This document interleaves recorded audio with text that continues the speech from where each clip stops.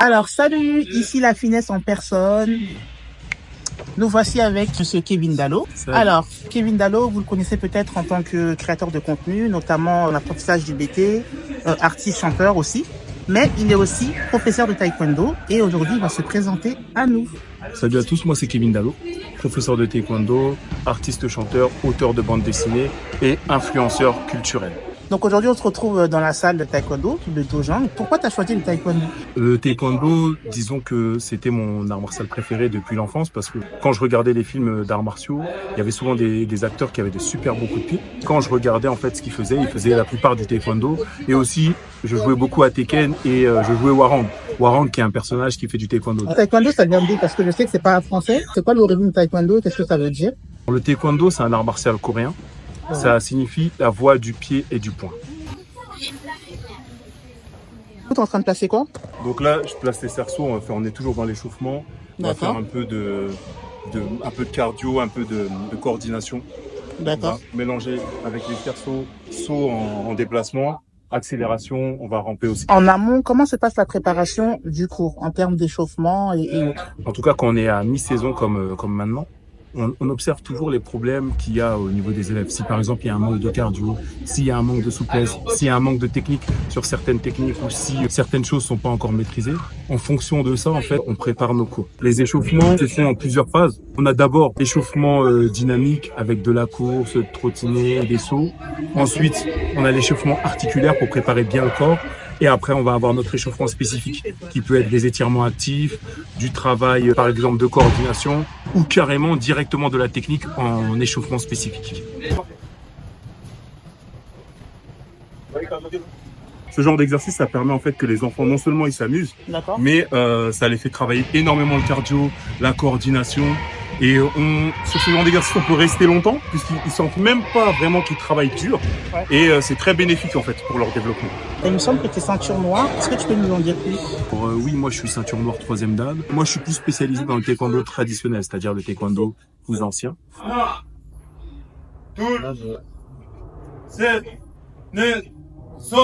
C'est quoi les cris que vous faites là? Vous faites des cris en fait pour répondre. Le cri, ça s'appelle le kia en coréen, le kia en japonais. Ki, c'est l'énergie. Ap, c'est le rassemblement des énergies. Ça nous permet en fait de frapper plus fort, de respirer, et ça nous permet aussi de sortir l'énergie. Et quand on fait des exercices longs comme ça nous permet en fait de pouvoir tenir toute la série parce qu'on se force à respirer. Ok. Voilà. Alors, est-ce que tu as un régime alimentaire particulier? Est-ce que tu peux te permettre les gros foutous, sauce graines ou bien ou pas? Moi, quand je dois combattre, alors faut savoir que moi je combats dans plusieurs disciplines parce que c'est vrai que je suis professeur de taekwondo, je pratique le taekwondo, mais je pratique aussi le kung fu shaolin et je combats aussi dans plusieurs types de boxe chinoise. Donc je suis notamment 3 fois champion de France de kung fu, 2 fois en kung fu traditionnel et 1 fois en boxe chinoise. Du coup, moi, quand je suis en catégorie poids lourd, j'ai pas forcément de soucis pour rentrer dans une catégorie. Mais généralement, quand même, quand j'ai une compétition en approche, je fais un peu attention à mon alimentation. C'est-à-dire que je vais me permettre de manger ce que je veux, mais généralement, si j'ai forcé un peu à midi, le soir, je vais redescendre quand même avec des légumes pour pas être trop lourd en fait le jour des compétitions. Et tout à l'heure, tu as dit quelque chose, tu es poids lourd. C'est à partir de combien de kilos qu'on est considéré comme poids lourd? Alors, ça dépend des disciplines. Donc, comme je combats dans plusieurs disciplines, en taekwondo, par exemple, dans les coupes, c'est à partir de 80 kilos. Plus de 80 kilos, t'es poids lourd. Dans les championnats, on va dire, c'est à partir de 87 kilos. Plus de 87 kilos, t'es en poids lourd. Maintenant, dans les divers types de kung fu, en général, c'est 90 kilos. En kung fu sanchu traditionnel, 90 kilos. Boxe chinoise sanda, 90 kilos. Ensuite, il y a aussi le lei tai, parce que c'est aussi une autre forme de combat libre chinois que j'ai déjà pratiqué, voilà. Et donc, en lei tai, on combat en poids lourd à partir de 84 kilos. Alors, on peut constater que tu as quand même un gabarit imposant.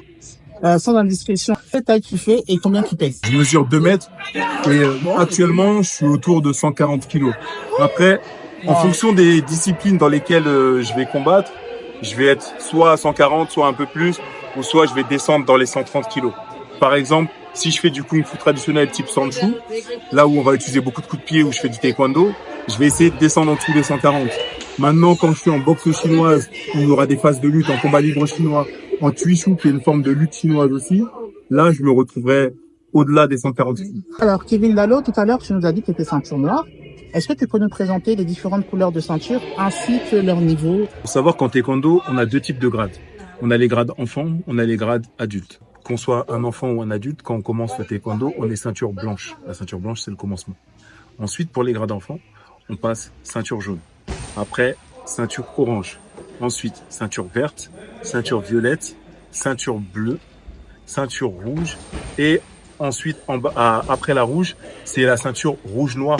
Quand on est mineur ou quand on est majeur, c'est ceinture noire. Ensuite, quand on a moins de 16 ans, on passe ilpoum. Ilpoum, c'est-à-dire ceinture rouge-noire. Et à partir de 16 ans, on peut être ceinture noire. Après, certains athlètes de haut niveau qui peuvent avoir 14 ans peuvent être directement ceinture noire parce qu'ils sont athlètes de haut niveau. J'ai énoncé les grades de ceinture. Il faut savoir qu'entre chaque ceinture, il y a une barrette. Entre la jaune et la orange, il y a jaune, barrette orange. Entre la orange et la verte, orange, barrette verte. Et ainsi de suite. Moi, c'est-à-dire que c'est ceinture blanche si je commence. Ouais, si tu commences, t'es ceinture blanche. Voilà. Et ensuite, pour les grades adultes, c'est un peu plus simple. En fait, il y a un peu moins de grades. Donc, ceinture jaune, on a une barrette bleue, deux barrettes bleues, ceinture bleue, une barrette rouge, deux barrettes rouges, ceinture rouge, une barrette noire, deux barrettes noires, ceinture noire. Et quand on est ceinture noire, après, il y a plusieurs grades. Quand on est ceinture noire, on est directement premier dan, ensuite deuxième, troisième. Ça va jusqu'au 10e dan, mais le 10e et le 9e dan, on peut dire que ce sont des grades honorifiques. Et en général, il faut tellement d'années entre les dan que, par exemple, en France, il y a très peu de 8e dan. D'accord. Et toi, t'es combien de Moi, dan? actuellement, je suis 3e dan. 3e dan, d'accord. Tout à l'heure, tu as parlé des enfants. En fait, il y a le niveau enfant, enfin, il y a les ceintures d'enfants et ceintures adultes. À quel âge on peut commencer du taekwondo?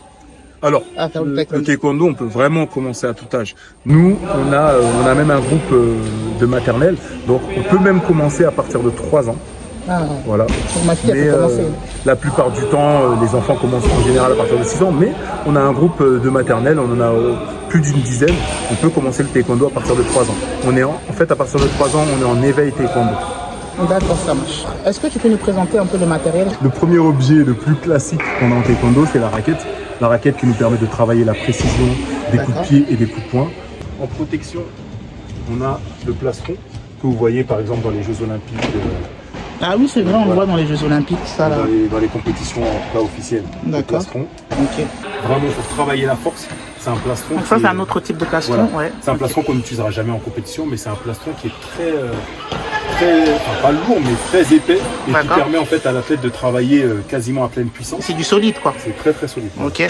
Donc après on a d'autres protections, les avant-bras, les tibias qui sont rangés dans les sacs. D'accord. Les casques, hein. D'accord. Voilà, casque de taekwondo classique. Ça, lors d'un combat officiel, on est obligé de mettre un casque ou pas? On est obligé, sauf dans des compétitions spécifiques, mais sinon, en général, dans les compétitions de taekwondo dans le style WTF olympique, casque, plastron, protection. Ok, très bien. Et on travaille au plastron électronique. On en a ici. Ici, on a le plastron électronique avec les capteurs. En fait, généralement, les athlètes, ils ont des pitaines électroniques au niveau du pied. Et ils frappent. Quand ils atteignent une certaine puissance, en fait, ils peuvent marquer le point. Donc ici, là, on a le PAO. Donc là, on est sur un PAO iranien. En général, c'est les PAO qui sont légèrement voûtés. Ça permet de travailler en fait la puissance des coups de pied et des coups de poing. Et là, on a, en fait, on va dire que c'est un protège avant-bras qui fait en même temps PAO. Ça permet en fait pour le pratiquant de travailler sa technique de travailler sa puissance tout en se déplaçant en même temps. D'accord. Je peux l'essayer pour voir. D'accord. Tu tiens ici. Voilà, ça te permet de te protéger et aussi l'élève peut travailler en fait. D'accord, ok, cool alors. C'est la taille unique ou bien il y a différentes tailles de par exemple? Pour ça c'est des tailles uniques parce que c'est vraiment pour travailler. Ok, ça me va. Ici on a un petit espace de musculation, on va dire un petit espace de musculation bête et méchant pour c'est sympa ça, tiens. Parce que généralement les samedis on travaille avec les élites du club, les compétiteurs. D'accord. Et on travaille beaucoup la condition physique, la musculation et puis des exercices spécifiques. D'accord. On a notre espace musculation ici. Qu'est-ce que c'est? Donc là on a des cordes en fait pour travailler le cardio. D'accord. Ça on le voit souvent dans les salles de fitness. Hein, ah oui, comme ça là. Waouh! Certains temps, et ça nous permet de travailler le cardio, de travailler les épaules, les bras, les biceps. On a l'espace frappe, donc un sac de frappe, pour travailler la puissance du point. Pied. J'ai fait 2, j'ai fait un pied, j'ai envoyé le troisième. 2, 3. Voilà. Pardon. Donc là, on a ce qu'on appelle du coup un bob. Ok. C'est aussi un outil de frappe. Ça permet de travailler justement les enchaînements de coups de pied sans que le bob il bouge trop. D'accord. Donc, on est ici. Je vais faire un travail. Et ce qui est pratique avec le bob, c'est qu'en fait, on peut régler la hauteur en fonction de la taille du pratiquant. Ok. Donc là, ça va être une taille lambda. Par exemple, je le réglerai ici. D'accord. Et là, du coup, Là, ok. boum, cherche. Doucement avec le monsieur là. Ça existe aussi en boxe, non? Je crois que je l'ai vu en boxe, genre. Oui, parce qu'en fait, ça existe en boxe parce que tous les arts martiaux, tous les sports de combat, on utilise les mêmes choses pour frapper, que ce soit les KO, les. D'accord, ça c'est intéressant les ça. sacs de frappe. Vous avez un petit peu des trucs en commun comme ça. Bah forcément, parce que de toute façon, on a deux bras, deux jambes, donc on tape. C'est le règlement qui va changer, et puis peut-être la façon de se placer sur certaines techniques. Alors justement, je vais rebondir sur les façons de taper. C'est quoi les interdits en taekwondo? Parce que je sais qu'il y a des interdits dans les arts martiaux. C'est assez technique parce que si tu veux, quand tu dis taekwondo, il faut savoir dissocier le taekwondo traditionnel, c'est-à-dire l'art martial complet, D'accord. du taekwondo de type compétition. D'accord. D'accord. Donc dans le taekwondo de type compétition olympique, on va avoir des règles qui sont très strictes, c'est-à-dire coup de pied au corps et à la tête, coup de poing au corps. D'accord. Pas droit de saisie, pas droit au coup de poing au visage, mais le KO est autorisé. Et Ah, le KO même. Oui, le KO est autorisé. D'accord. Et dans le taekwondo traditionnel, dans l'art martial, tu apprends en fait à utiliser tout ton corps. Que ce soit des coups de poing, des frappes avec la main ouverte, des coups de coude, des ailes, des coups de pied. Tu as même quelques projections, tu as aussi quelques clés. En fait, le taekwondo traditionnel est vraiment très très vaste. Donc c'est complètement différent. Aussi dans certaines écoles, dont mon école formatrice qui est à Orléans, on travaille aussi avec les armes. Congo Orléans le club. Ouais, Orléans, Congo Orléans, ok. Qu'est-ce que tu aimerais dire à quelqu'un qui souhaiterait se lancer dans le taekwondo, mais qui hésite encore? Je pourrais dire, Ouais. ce qu'il faut au jeu. Dans le taekwondo, il y a de la place pour tout le monde. Si tu veux être un compétiteur, tu veux faire de la compétition et faire des championnats de France, peut-être même rêver des JO, tu peux venir dans le côté sport de combat. Si tu veux vraiment juste un art martial pour te détendre, pour améliorer tes capacités, pour être en forme ou pour apprendre à te défendre, c'est assez vaste et en fait, on a de la place pour tout le monde à taekwondo. Mais à n'importe quel âge ou pas? Parce que selon l'âge aussi, il y a aussi Pour moi, à n'importe quel âge, on peut être un bon pratiquant, faire un art martial qui nous plaît, où on se développe, où on apprend même à se défendre comme Ouais, à se défouler, ouais. à l'âge de 40 ans, de 45 ans. Moi, j'ai eu des élèves qui ont commencé à plus de 40 ans et qui aujourd'hui sont ceinture noire, dont une qui était à Orléans avant, qui est ceinture noire aujourd'hui de 2 arts martiaux alors qu'elle a commencé après 40 ans. D'accord. Parce que c'est bien, par exemple, il y a des filles qui cherchent à faire des sports de combat pour se défendre. Une bonne solution, par exemple. Donc voilà, des filles et des garçons. Hein. Voilà. Bah, à vrai dire, nous, en vérité, bon, j'ai pas forcément calculé la statistique, mais je pense quand même qu'on Faut frapper aussi son mari, donc voilà. Ouais. Je pense qu'on a quand même une majorité de filles au club, au sein du club. Est-ce qu'il y a une explication à ça? Il y a plus de filles. Dans la ville, l'explication, je pense que le football, ça prend une place importante, quand même, surtout chez les enfants. Donc, du coup, on va avoir beaucoup de garçons qui sont au football et peut-être que leurs entraînements sont en même temps que le club de taekwondo. Donc, on se retrouve quand même avec des garçons, on en a quand même pas mal, mais on a vraiment beaucoup plus de filles au taekwondo. Alors, tu as quelque chose à nous présenter? Alors, donc je disais qu'en taekwondo traditionnel, dans certaines écoles, on travaille avec les armes. D'accord. Moi, dans mon école formatrice, l'arme principale, c'est le bâton. Donc, le bâton qu'on appelle Kong en coréen, qui va ressembler au C'est Kong au japonais. Kong, un Pong, ok. Bong, B-O-N-G. Ok. Donc, c'est équivalent au bo japonais. Donc, du coup, ça se manipule un peu comme ceci. Ici, autour et là. Ah là là, alors là. Ça t'a fallu combien de temps pour maîtriser cet instrument-là? Parce que c'est quand même technique, hein. Le bâton, en fait, enfin, les armes, en général, dans les arts martiaux, c'est le prolongement du corps.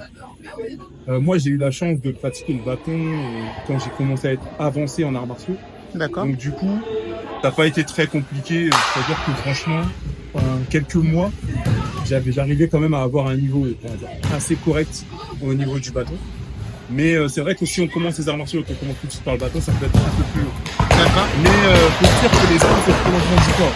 Donc, si on maîtrise bien tout ce qu'on fait en fait sans les armes, on le fait avec l'arme après. Donc, si on maîtrise bien les coups de poing, les coups de pied, les blocages, ça peut aller très vite. D'accord. Et ce qu'on retrouve en fait en général dans tous les arts martiaux, c'est le bâton comme arme de base parce que c'est la base des armes blanches qui nous permet de travailler après sur d'autres armes comme le sabre, l'épée, le nunchaku et d'autres armes.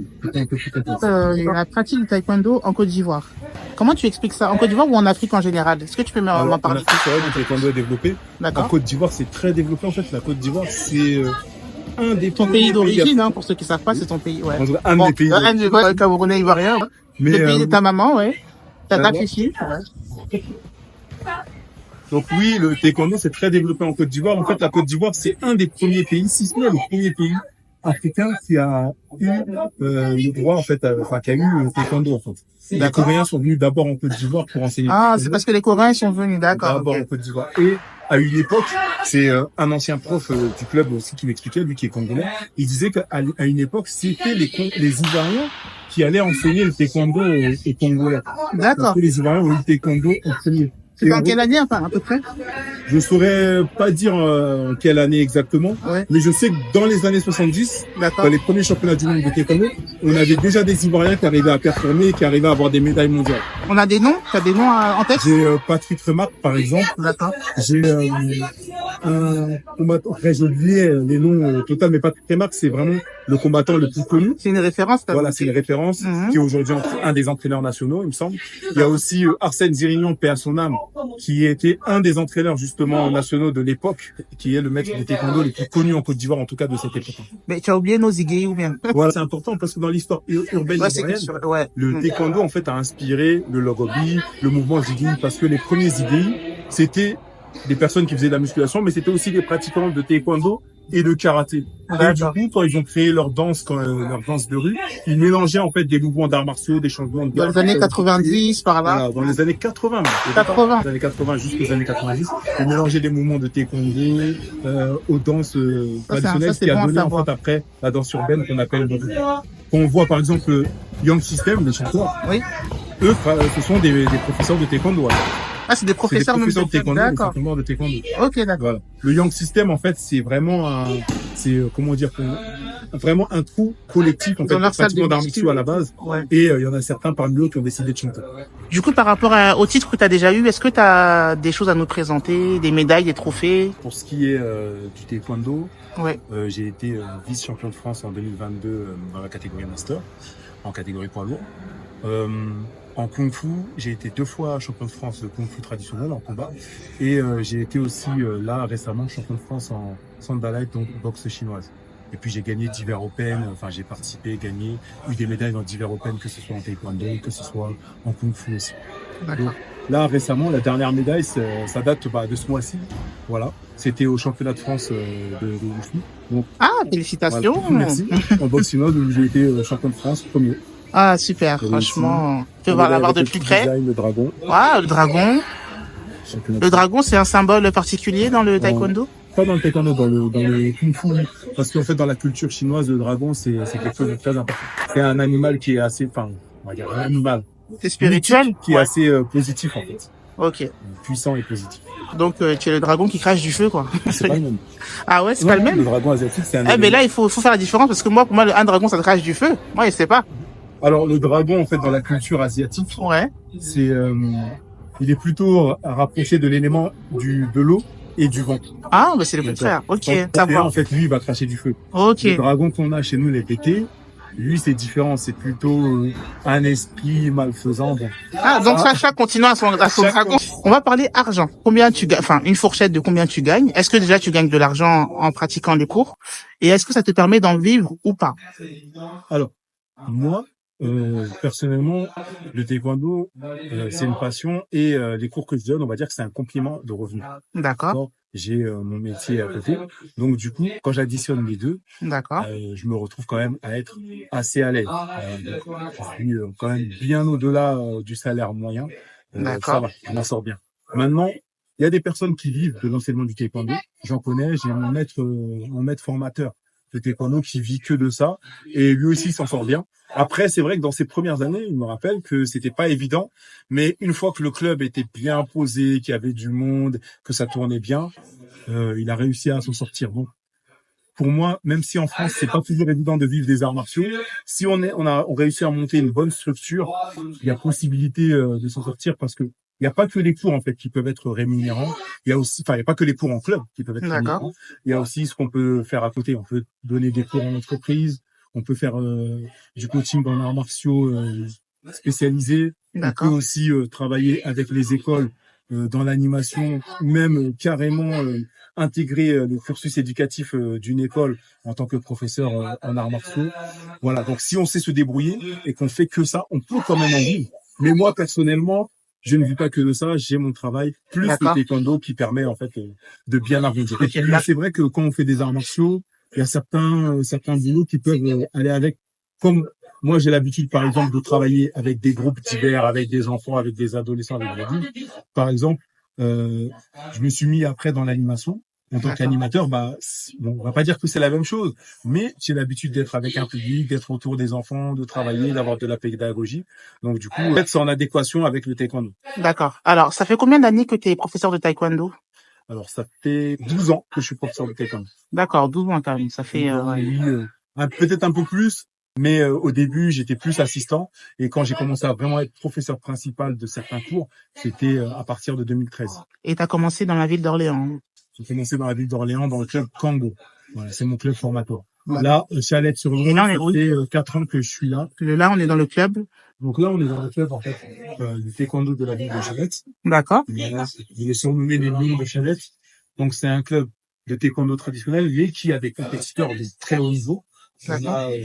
On a des internationaux, on en a en équipe de France junior, on a un des professeurs qui est en équipe nationale du Mali, un ancien aussi athlète international, on a des champions d'Europe, champions de France, champions du Portugal. Voilà, on a vraiment un club où on a de tout.